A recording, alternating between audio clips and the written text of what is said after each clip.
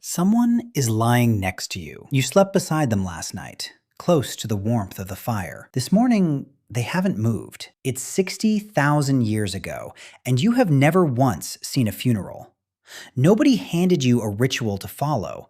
There's no grave already dug, no words written down, no one whose job this is. There's a cold body, a small group of people who knew them, and a choice. What do you actually do?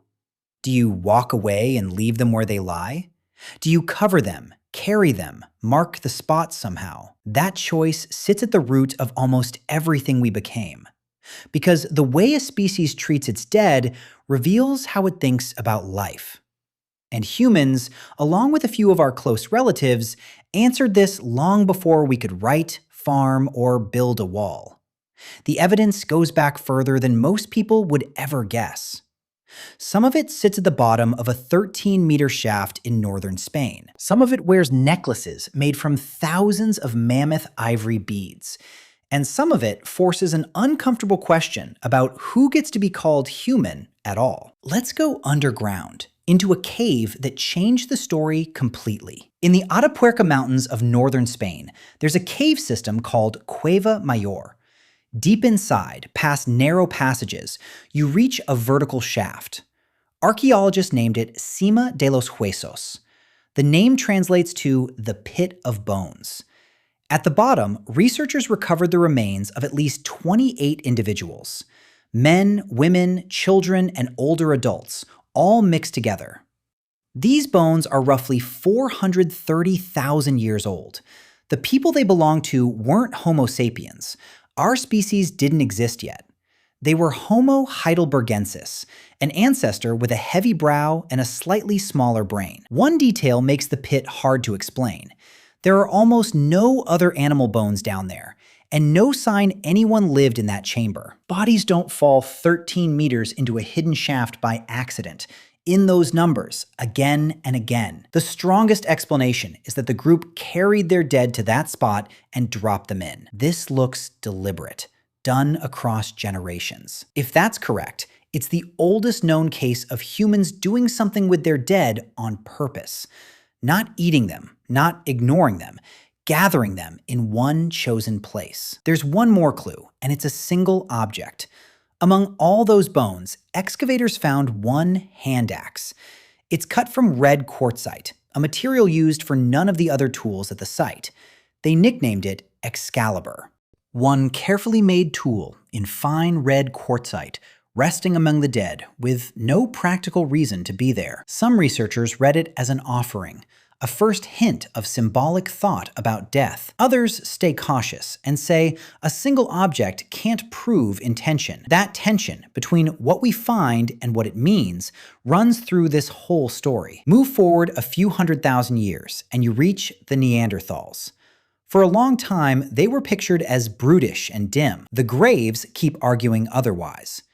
In 1908, in La Chapelle-aux-Saints in France, two priests digging a cave found a Neanderthal skeleton in a shallow pit. The body lay in a deliberate position, in a hollow that looks dug rather than natural. This individual was old for his time, with severe arthritis and most of his teeth gone. Someone had kept him alive and fed long after he could hunt. The clearest picture of Neanderthal care comes from a cave in northern Iraq called Shanidar. Between 1951 and 1960, Ralph Selecki excavated 10 Neanderthal individuals there. One of them, labeled Shanidar 1, tells a hard story on its own. He had a crushing injury to the side of his face that likely blinded one eye. His right arm was withered and possibly amputated, and old fractures marked his body. He survived all of it for years. A person that injured in that landscape does not last long without others choosing to help. Then there's Shanidar 4, the burial that started a decades-long argument. Selecki's team took soil samples from around the body. A palynologist found dense clumps of flower pollen in the grave. The claim drew instant attention. A Neanderthal laid to rest on a bed of wildflowers around 70,000 years ago?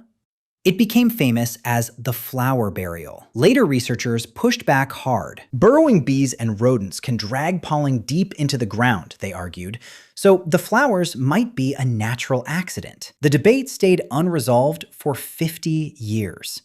Then, starting in 2014, a new team returned to Shanidar. Led by Emma Pomeroy, they uncovered another articulated skeleton, now called Shanidar Z. It lay in a spot that looks intentionally chosen, against a large vertical rock, behind the original burial. The work, published in 2020, makes deliberate placement of bodies at Shanidar hard to dismiss. Whether they scattered actual flowers is still argued. That they returned to the same place to lay their dead looks increasingly solid. Neanderthals were burying people while our own species was still young. Now for the discovery that turned this into an argument about definitions. In 2013, cavers in South Africa squeezed through a gap barely 18 centimeters wide. Beyond it, in a chamber called naledi, they found bones. A lot of bones, from a species nobody had described before. The team, led by Lee Berger, named it Homo naledi. The creature is a strange mix. It walked upright and had human-like hands and feet. Its brain was tiny, around 500 cubic centimeters, roughly a third of ours. The body sat deep in a pitch-black cave, hard to reach even today. Berger's team argued the only sensible explanation is that Homo naledi carried their dead in on purpose. A small-brained species doing something that looks like mortuary behavior. In 2023, they went further, claiming deliberate burials and even engravings scratched into the walls. The reaction from other scientists was sharp. Many said the dating was weak, the burials unproven, the marks undated. Water, animals, or slow movement could put bodies in a cave with no ritual at all. That fight is still live, and it reaches beyond one cave.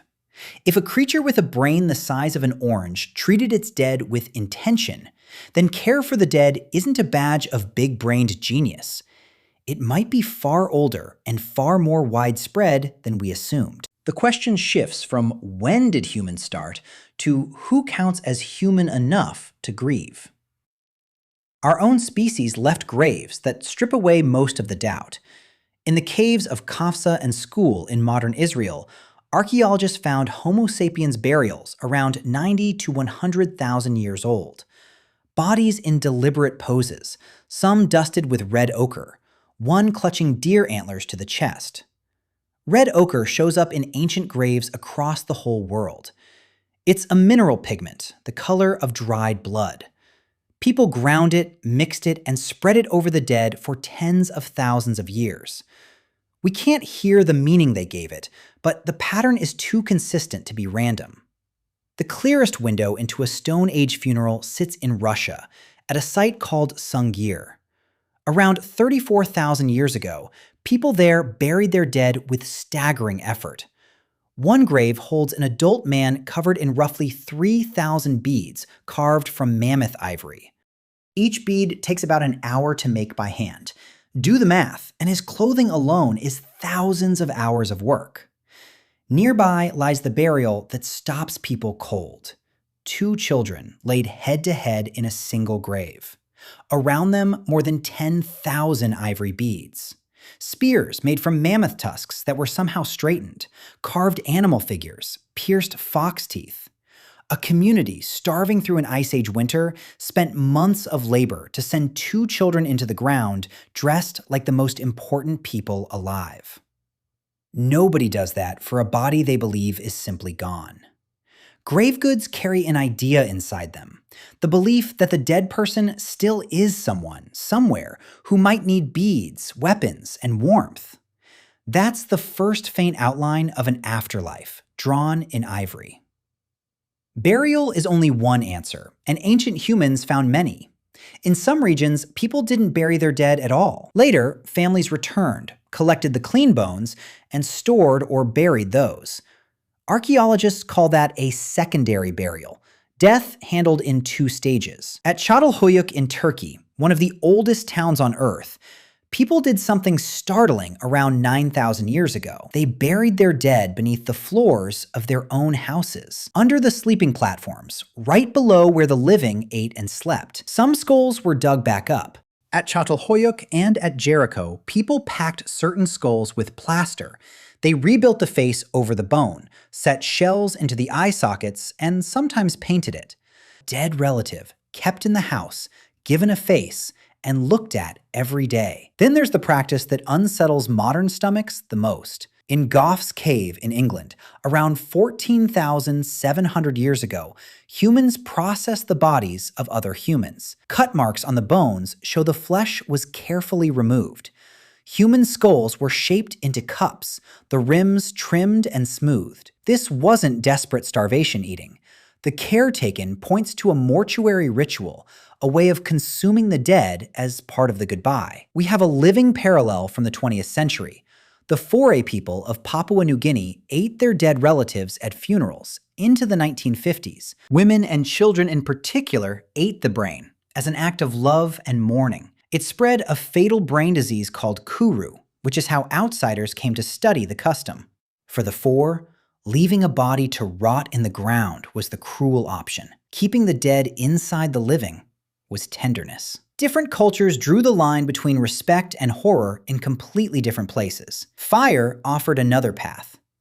On the shore of a dry lake in Australia, archaeologists found a woman's cremated remains. She's known as Mungo Lady, burned, crushed, and burned again, around 42,000 years ago.